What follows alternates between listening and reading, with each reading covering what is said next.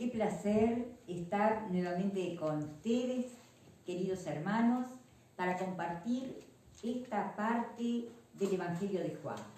Hoy vamos a referirnos al capítulo 17 y 18, si Dios nos permite.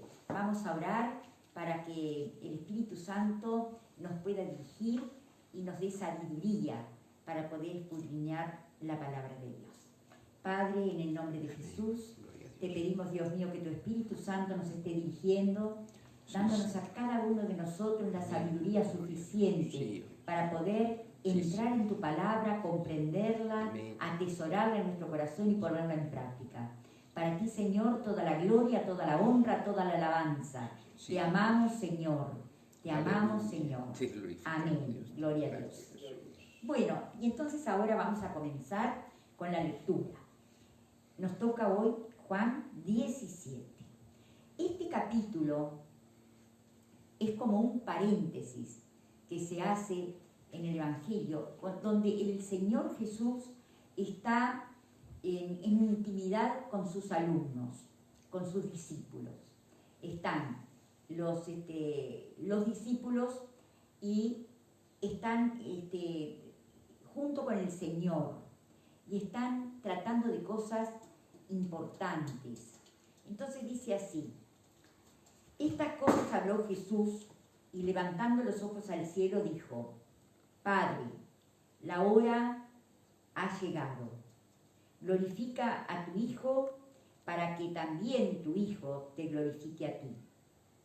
Como le has dado potestad sobre toda carne para que dé vida eterna a todos los que le diste, y esta es la vida eterna, que te conozcan a ti, el único Dios verdadero, y a Jesucristo, a quien has enviado. Yo te he glorificado en la tierra, he acabado la obra que me diste que hiciese. Ahora pues, Padre, glorifícame tú al lado tuyo con aquella gloria que tuve contigo antes que el mundo fuese. Bueno, esta es la primera parte de esta conversación que tiene el Señor, y en este caso es una conversación que tiene con el Padre, un ruego que hace con el Padre, y le dice: glorifícame, Padre, glorifícame tú al lado tuyo. Ya todo se había cumplido, todo se había cumplido. Judas Iscariote ya no estaba acá en este grupo íntimo, estaban acá solo el Señor Jesús y los 11 discípulos. Y acá está el pedido que él hace. Todo se había cumplido, ¿no? Y dice: y esta es la vida eterna. Y acá está hablando, tiene que ver toda esta parte, tiene que ver con Jesús y su obra. Todo lo que él había venido a hacer se había cumplido. Dice acá: y esta es la vida eterna, que te conozcan a ti, el único Dios verdadero, y a Jesucristo, a quien has enviado. Yo te he glorificado en la tierra, he acabado la obra. Y acá está de nuevo el cumplir la obra y llegar la hora. Había llegado la hora. ¿Se acuerdan que habíamos comentado lo importante que es en este Evangelio la hora? Acá había llegado la hora, ya había cumplido toda la obra que me diste que hiciese. Ahora pues, Padre, glorifícame tú al lado tuyo, con aquella gloria que tuve contigo antes que el mundo fuese. O sea, en la eternidad, allá cuando en el principio, antes de que empezara la creación, él había tenido gloria junto con el Padre. Bueno, él volvía a la gloria que había dejado para transformarse, para ser un hombre como nosotros y dar a conocer al Padre invisible. Él había venido a sacrificar su vida por nosotros. Y le hace este pedido: glorifícame tú al lado tuyo. Todo se había cumplido. Faltaba el detalle final, la cruz. Lo peor para el Señor, porque tenía que pasar por ese momento doloroso, triste, donde cargaba con el pecado de todos nosotros. Seguimos acá en el versículo 6. He manifestado tu nombre a los hombres que del mundo me diste. Tuyos eran y me los diste, y han guardado tu palabra. Ahora han conocido que todas las cosas que me has dado proceden de ti, porque las palabras que me diste les he dado, y ellos las recibieron y han conocido verdaderamente que salí de ti. Y han creído que tú me enviaste. Yo ruego por ellos. No ruego por el mundo, sino por los que me diste, porque tuyos son, y todo lo mío es tuyo, y lo tuyo mío. Y he sido glorificado en ellos. Y ya no estoy en el mundo, como que ya estaba por terminar su estadía en el mundo. Y ya no estoy en el mundo, mas estos están en el mundo. Y yo voy a ti, Padre Santo, a los que me has dado, guárdalos en tu nombre, para que sean uno, así como nosotros. Cuando estaba con ellos en el mundo, yo los guardaba en tu nombre. A los que me diste, yo los guardé, y ninguno de ellos se perdió, sino el hijo de perdición, para que la Escritura se cumpliese. Pero ahora voy a ti, y hablo esto en el mundo, para que tengan mi gozo cumplido en sí mismo. Yo les he dado tu palabra, y el mundo los aborreció, porque no son del mundo, como tampoco yo soy del mundo. No ruego que los quites del mundo, sino que los guardes del mal. No son del mundo, como tampoco yo soy del mundo. Santifícalos en tu verdad. Tu palabra es verdad. Como tú me enviaste al mundo, así yo los he enviado al mundo. Y por ellos yo me santifico a mí mismo, para que también ellos sean santificados en la verdad. Vamos a dejar acá. En esta parte, si la primera parte tenía que ver el Señor con Dios, esta parte tiene que ver el Señor con Dios, pero acá ya trata también a los discípulos. Pide por los discípulos. Dice acá en el versículo 8, por los que han creído. Y dice en el 9, yo ruego. La palabra ruego, hay dos palabras en griego que se usan como ruego. Esta que se usa acá es errotao. Es el ruego de dos personas de igual nivel jerárquico, vamos a decir, que tienen el mismo, vamos a decir, el mismo estatus. Errotao.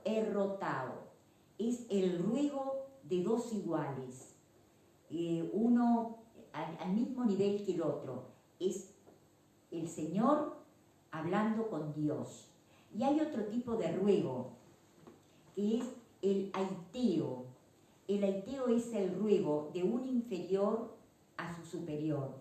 Por ejemplo, cuando nosotros oramos al Padre en el nombre de Jesús, bueno, ese es el ruego aiteo, porque estamos rogando a uno que es muy superior a nosotros.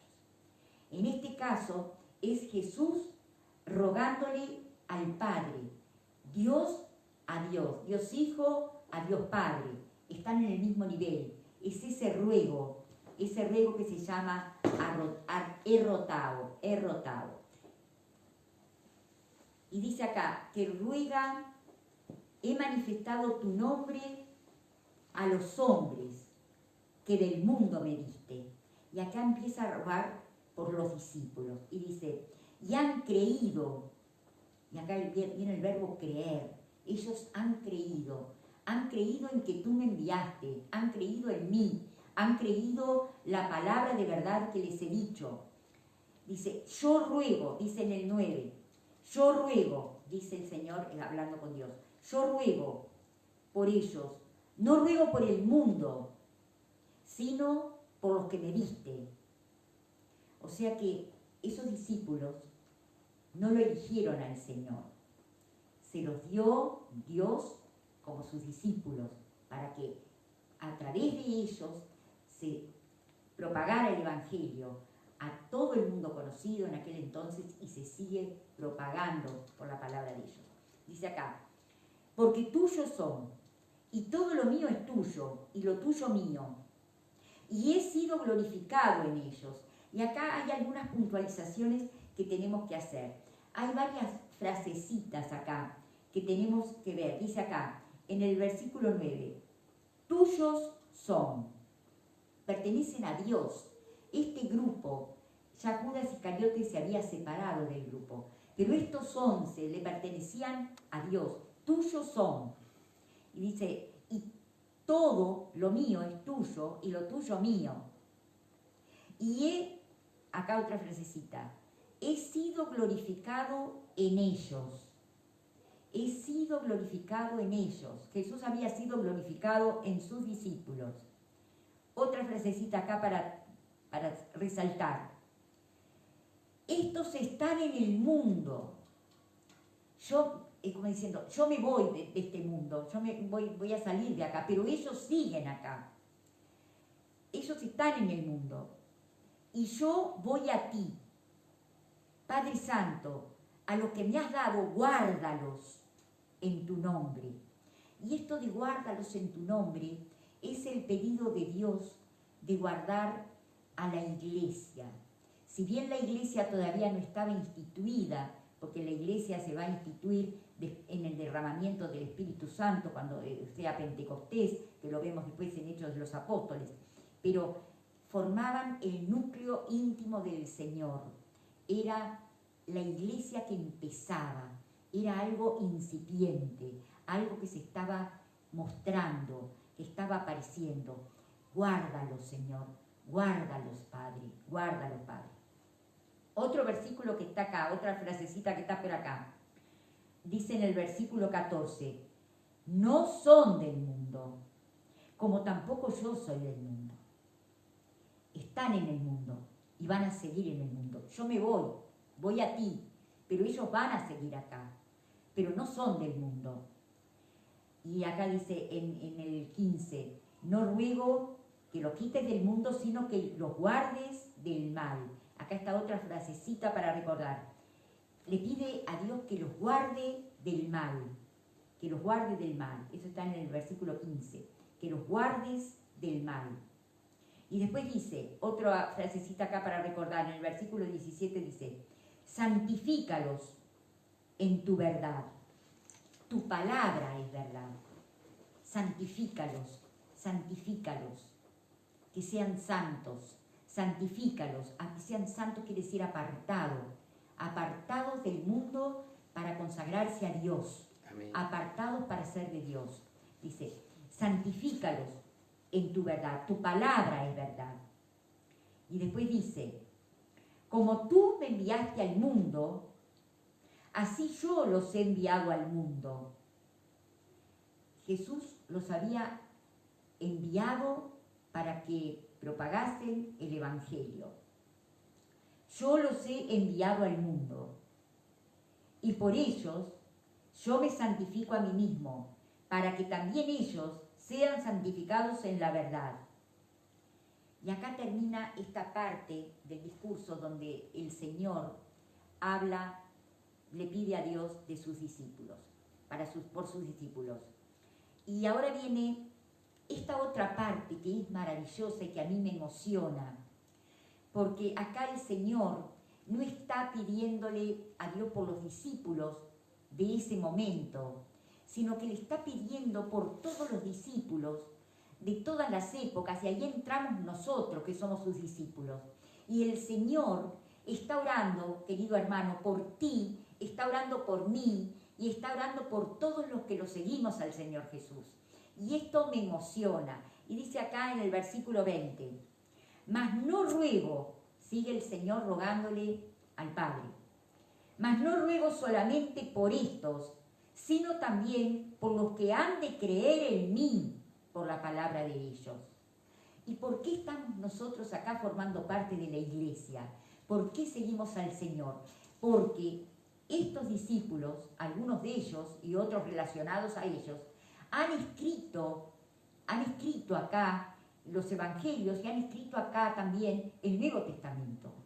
Y esto nosotros lo hemos leído y por el leer nosotros hemos creído, porque la palabra de Dios es viva y eficaz y más cortante que toda espada de 2 filos y penetra hasta partir el alma y el espíritu y las coyunturas y los tuétanos y discierne los pensamientos y las intenciones del corazón. Y nosotros a través de su palabra, a través de las palabras de los discípulos y de los otros que siguieron después de ellos, hemos conocido a este Dios verdadero. Y el Señor Jesús acá estaba orando por nosotros. Dice, mas no ruego solamente por estos, sino también por los que han de creer en mí por la palabra de ellos, para que todos sean uno, como tú, oh Padre, en mí y yo en ti, que también ellos sean uno en nosotros. Qué interesante esto, qué maravilloso. Saber, hermanos, que no importa cuántos seamos en una congregación, podemos ser muchos, podemos ser pocos, pero lo importante es ser uno con Cristo. Uno con Cristo.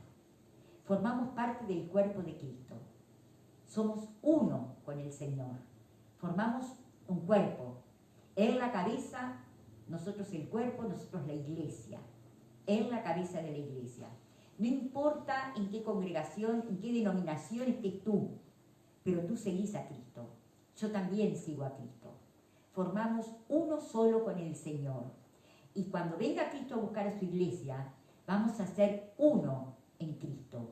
Si acá nosotros a veces tenemos dificultad porque somos de un pastor, porque somos de otro, y hay a veces tirantez entre los pastores, hermano querido, te digo que cuando Cristo venga a buscar a su iglesia, vamos a ser uno en Cristo.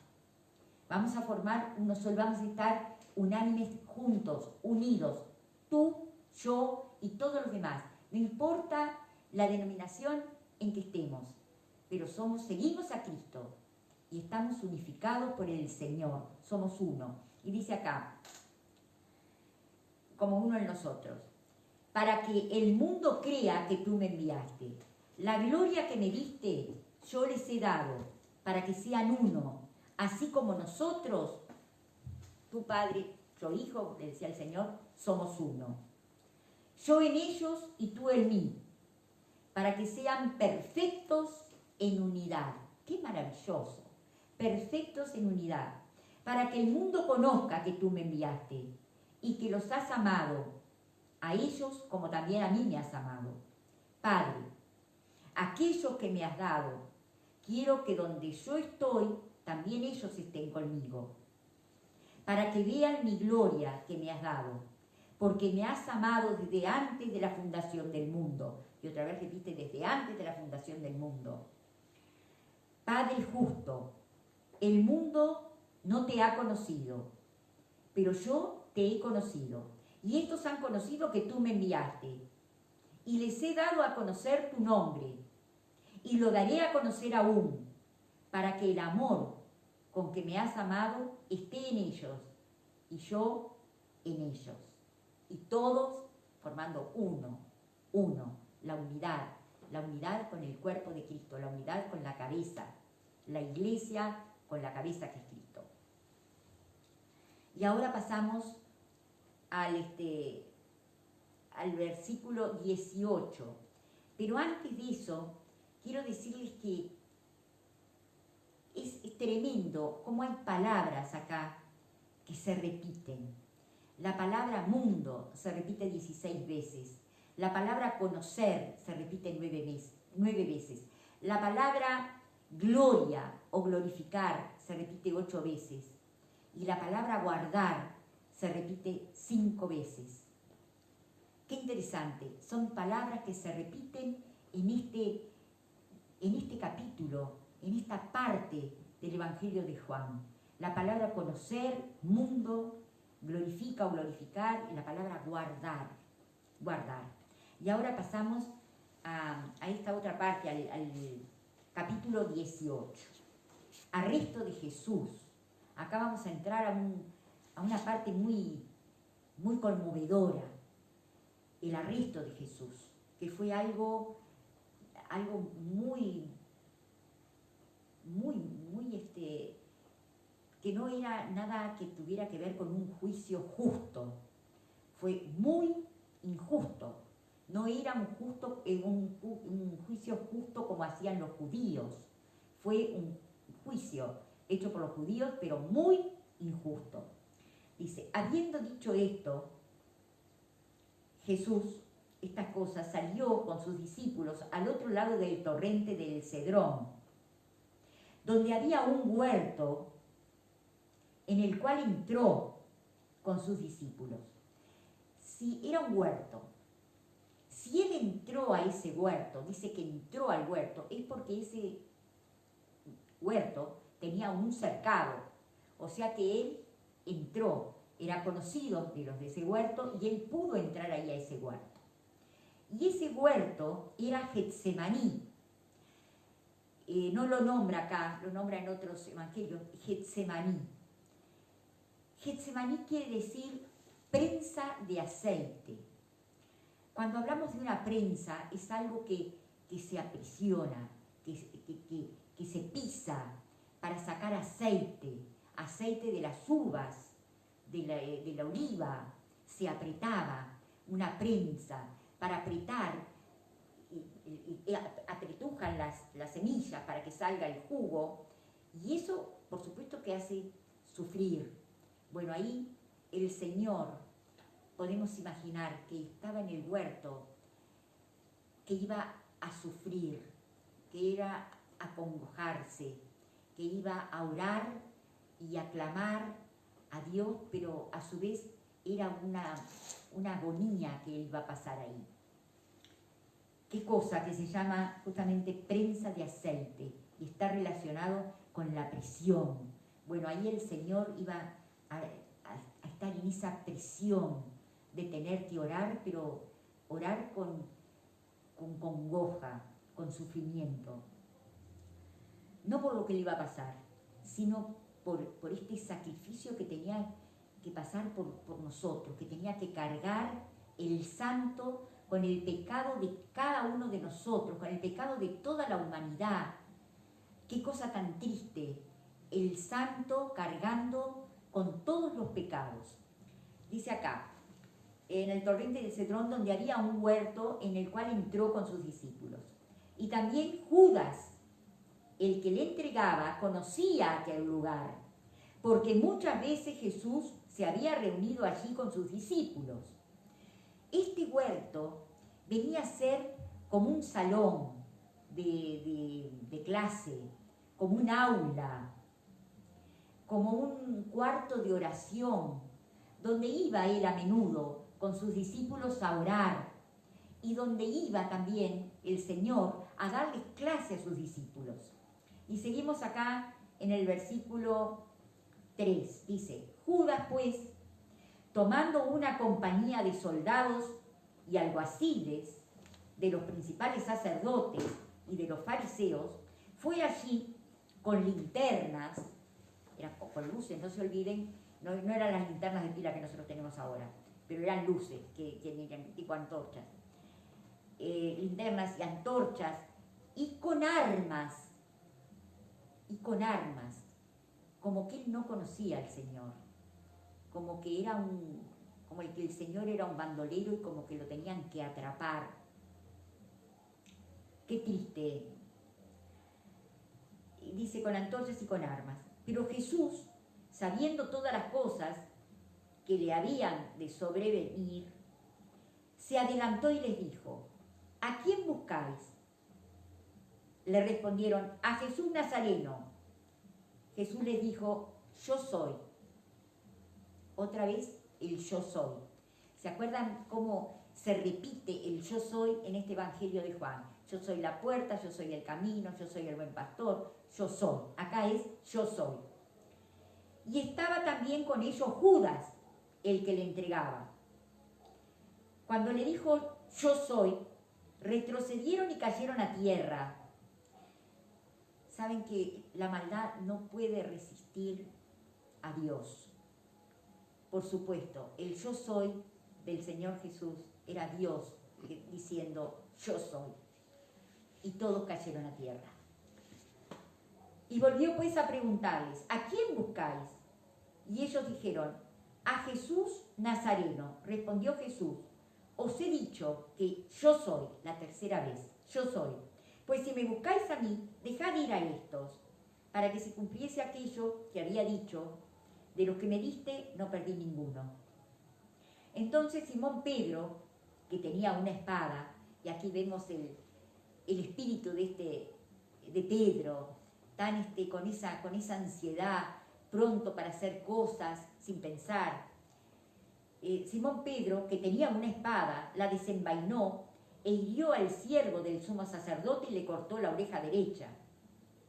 Y el siervo se llamaba Malco. Jesús entonces dijo a Pedro, mete tu espada en la vaina. La copa que el Padre me ha dado, ¿no la he de beber? Pedro, ¿qué estás haciendo? Para esto yo he venido al mundo. Yo sé que me van a prender ahora. Yo sé lo que me espera. Yo sé lo que me espera. Guarda tu espada. Yo, si quiero, pido ángeles a mi Padre. Pero guardar la espada. Ahora no estamos no estamos para pelear. No estamos para pelear. Es para que se cumpla lo que tengo que venir a hacer. Yo vine a hacer esto. Pero Pedro no entendía. La copa que el Padre me ha dado, ¿no la he de beber? Entonces la compañía de soldados, el tribuno y los alguaciles de los judíos prendieron a Jesús y le ataron y le llevaron primeramente a Anás, porque era suegro de Caifás, que era sumo sacerdote aquel año. Era Caifás el que había dado el consejo a los judíos de que convenía que un solo hombre muriese por el pueblo. Bueno, acá hay varias cosas que tenemos que ver. Lo llevan primero, no lo llevan al sumo sacerdote de aquel momento, lo llevan a Anás. ¿Quién era Anás? Era el suegro. Seguramente este Anás, por ser más, tener más edad, por ser más anciano, era más conocido y tenía una reputación más notoria que Caifás. Seguramente Caifás hacía poco que era sumo sacerdote. Lo llevaron primero a Anás, por ser no era sumo sacerdote en ese momento, pero era la autoridad y lo reconocían también como sumo sacerdote. Tenía mucha influencia en el Sanedrín. ¿Saben lo que es el Sanedrín? El Sanedrín es la asamblea jurídica de los judíos. Estaba formado por 79 judíos importantes de los judíos, ¿no? Y que se destruyó cuando Tito viene a destruir Jerusalén y destruye el templo. También el Sanedrín dejó de existir, ya no se juntaron más. Pero hasta ese entonces, hasta la destrucción de Jerusalén, el Sanedrín se juntó. Eran 71, ese uno era el sumo sacerdote que formaba parte del Sanedrín. Y todo juicio que se presentaba ante el Sanedrín tenía que presentarse 2 testigos. Pero en este caso, los testigos que presentaron eran testigos falsos. Y además otra cosa, estaban en Pascua. Y en Pascua no se podía hacer ningún juicio. Por lo tanto, ya vemos que este era un juicio muy injusto el que le estaban haciendo al Señor. Jesús tuvo que pasar por 2 juicios. El primer juicio fue judío. Lo llevaron al sumo sacerdote Anás, después lo llevan a Caifás, que es el yerno, y bueno, y por supuesto el Sanedrín tiene que ver con todo esto, que son las autoridades judías, y después viene el otro juicio, que es el juicio con las autoridades romanas, porque ¿qué pasaba? Ellos lo querían ver muerto, lo querían matar, pero los judíos no tenían autorización para matar a nadie. Eso lo tenía que determinar el gobierno romano, o sea que eran las autoridades romanas que tenían que decretar la muerte del Señor.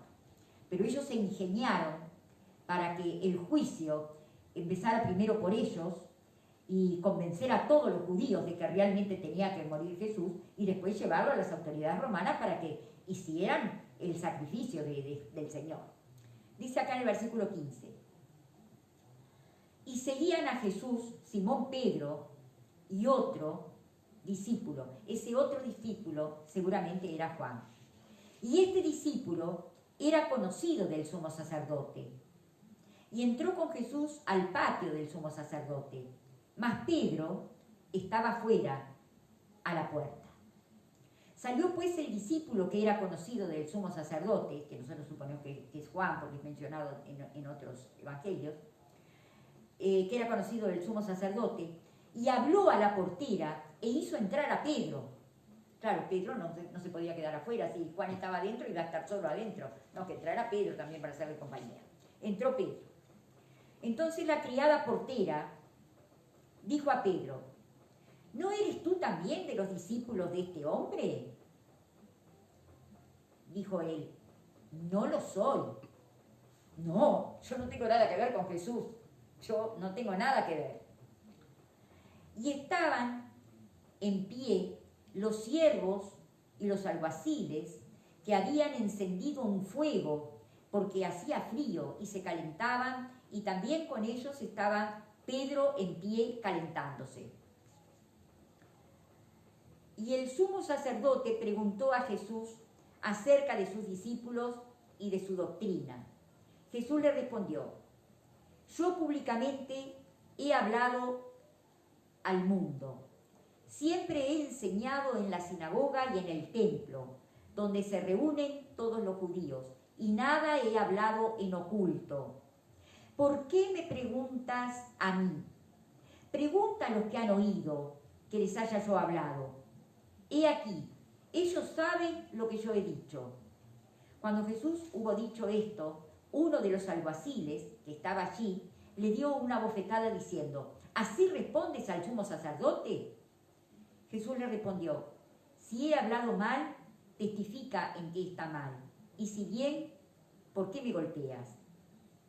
Anás entonces le envió atado a Caifás, el sumo sacerdote. El suegro lo mandó al yerno, que era el sumo sacerdote en ese momento. Y esto que dice que Caifás, acá en el versículo 14, que dice que Caifás era el que había dado consejo a los judíos de que convenía que un hombre muriera por el pueblo. Pero realmente era como una profecía, realmente convenía que el Señor muriera. Convenía porque es la manera de nosotros obtener la salvación de nuestra alma, de nuestra vida, el perdón de nuestros pecados a través de la sangre de Cristo. Pero Él no iba a morir por su pueblo, por los judíos, iba a morir por todos los hombres, por todos los que creyeran en Él, por los judíos y los que no eran judíos, por todos los gentiles, por toda la gente, por nosotros. Él iba a morir por toda la humanidad, todos los hombres que creyeran en el Señor. Entonces lo mandó atado a Caifás, el sumo sacerdote. Estaba pues Pedro en pie, calentándose, y le dijeron: ¿no eres tú de sus discípulos? Él negó y dijo: no lo soy. Uno de los siervos del sumo sacerdote, parientes de aquel a quien Pedro había cortado la oreja, de Malco, le dijo: ¿no te vi yo en el huerto con él?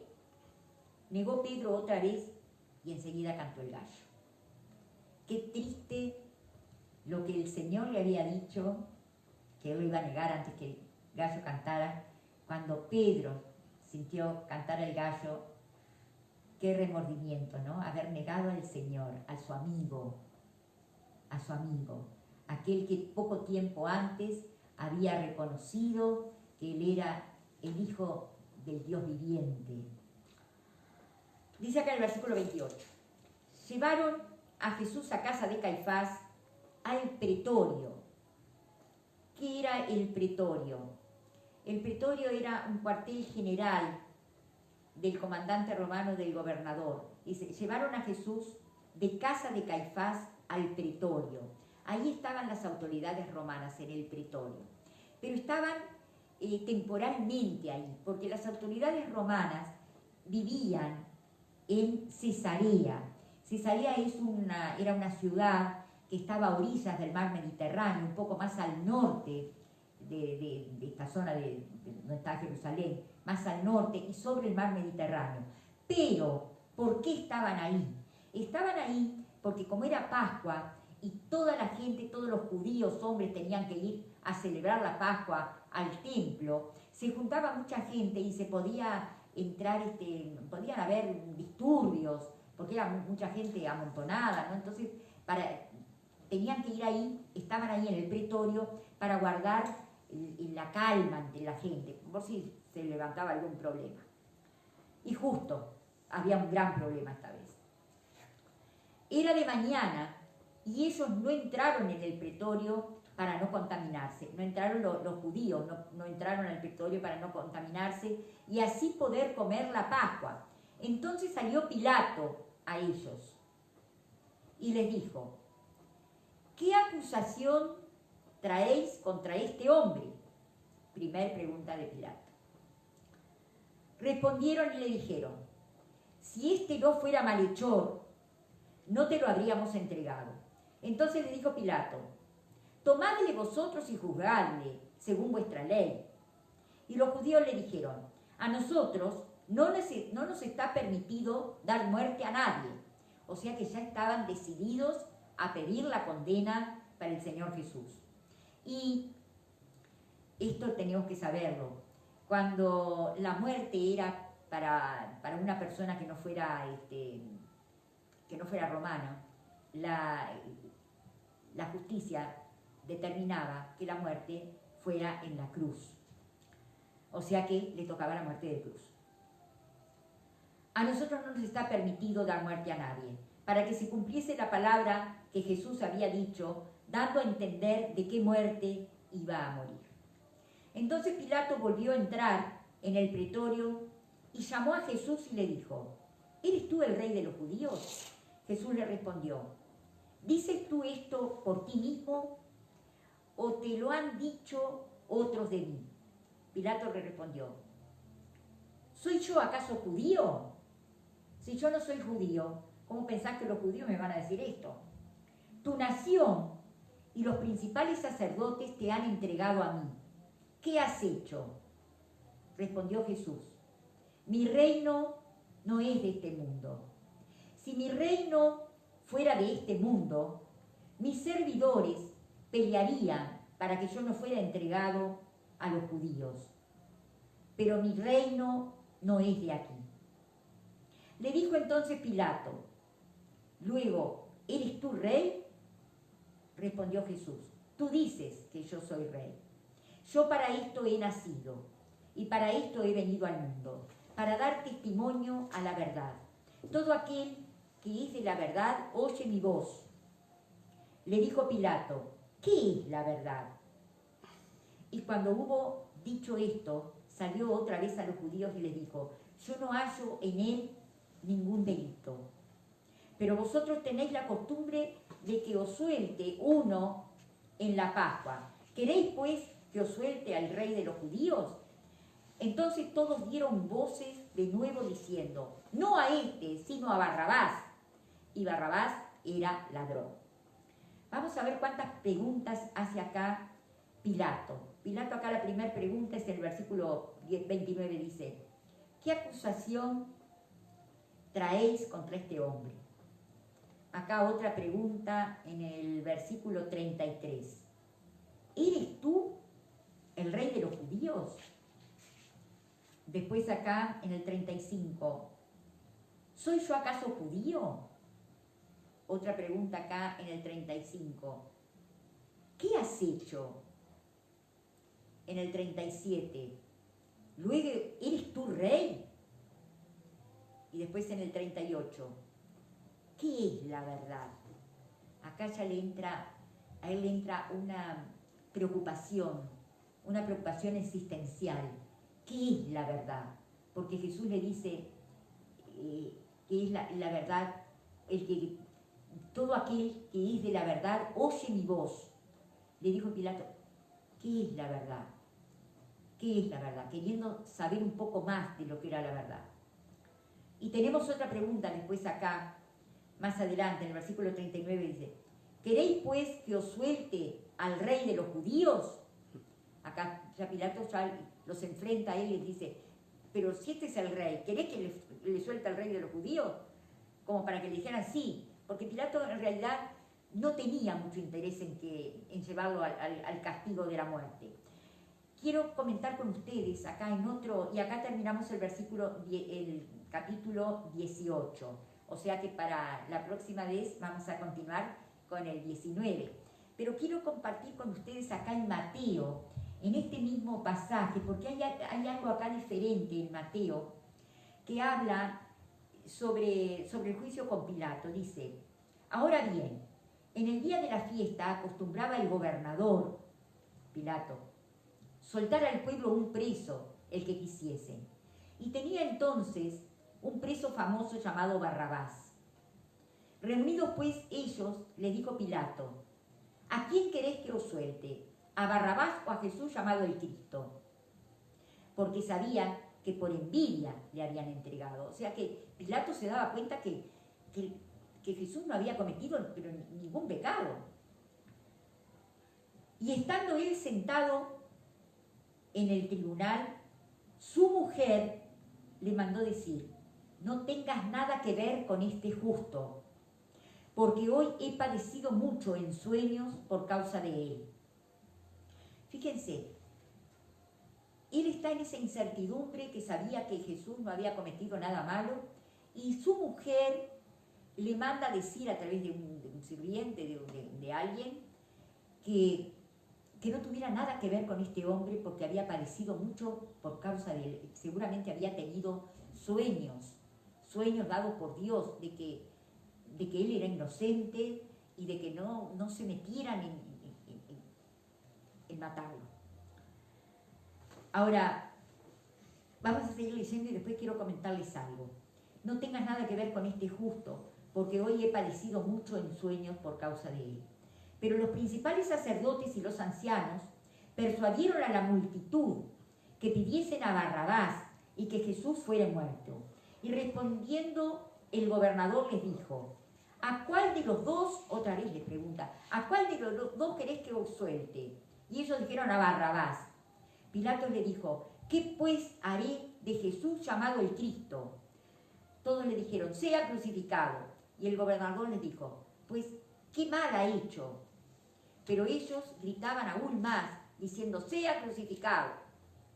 Viendo Pilato que nada adelantaba, sino que se hacía más alboroto, tomó agua y se lavó las manos delante del pueblo, diciendo, inocente soy yo de la sangre de este justo, allá vosotros.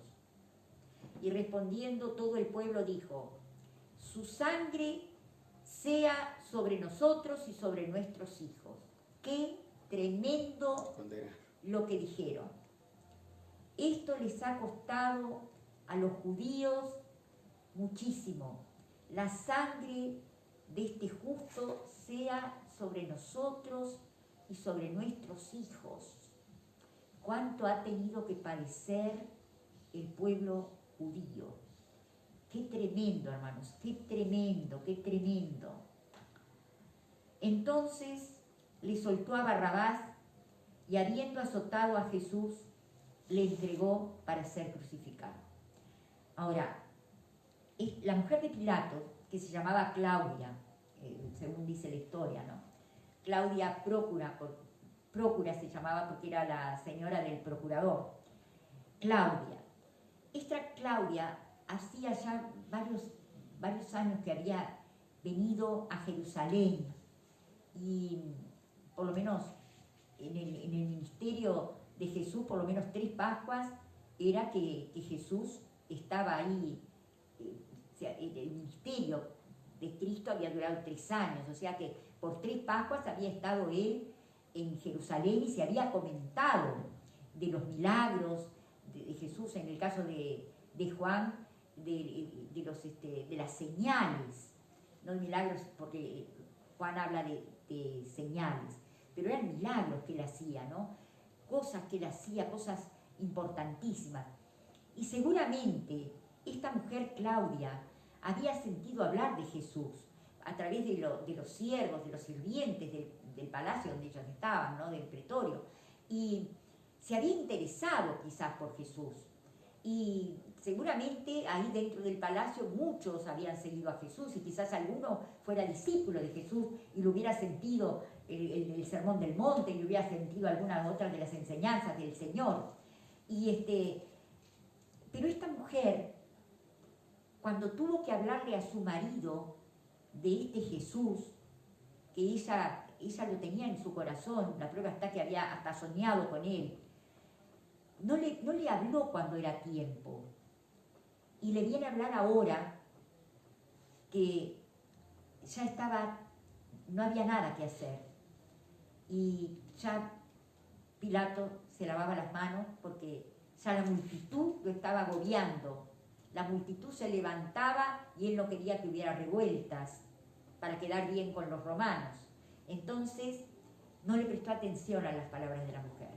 Ahora, si esta mujer, Claudia, le hubiera hablado a Pilato antes de Jesús, de los milagros que hacía Jesús, de las señales que Jesús hacía, quizás Pilato, que ahora estaba impresionado por la verdad, ¿qué es la verdad?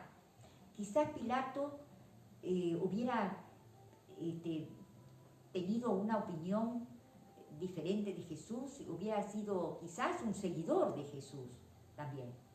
Pero son palabras que se dicen fuera de tiempo. Nosotros que conocemos a Cristo, que no nos pase lo mismo. Amén. Que podamos hablar de Cristo a nuestros vecinos, a nuestros amigos, que no nos guardemos lo que nosotros sabemos del Señor, porque el vecino puede tener una enfermedad, puede partir de este mundo, puede tener un accidente, un pariente nuestro, que nosotros no le hablamos de Cristo, puede irse de este mundo sin haber conocido al Señor y sin que nosotros le habláramos del Señor. Y en el velorio de esa persona no podemos hablarle de Cristo. Podemos hablarle a los familiares, pero no a Él. O sea que no perdamos la oportunidad de hablar del Señor y de decir lo importante que es el Señor en nuestras vidas, lo importante que Él ha sido en nuestras vidas y cómo Él ha cambiado nuestras vidas. Que no nos pase lo de Claudia, que podamos hablar a tiempo, no fuera de tiempo. Padre amado y Dios todopoderoso, te ruego, Dios mío, por cada uno de los oyentes, los que estuvieron presentes en esta clase. Amén. Te pido por los que están presentes acá. Te pido, Dios mío, por nuestra hermana Mari, que tú tengas misericordia de cada uno de la familia, de acá de nuestro hermano Tomasino. Bendícelo, guárdalo de todo mal, dale salud, vida, alegría. Te rogamos, Dios mío, que tú nos des sabiduría para poder hablar del Señor Jesús en el momento oportuno. Amén. Que tu Espíritu Santo nos dirija. Sí, oh Dios. Querido hermano, gracias por este tiempo compartido contigo. Que Dios te bendiga grandemente.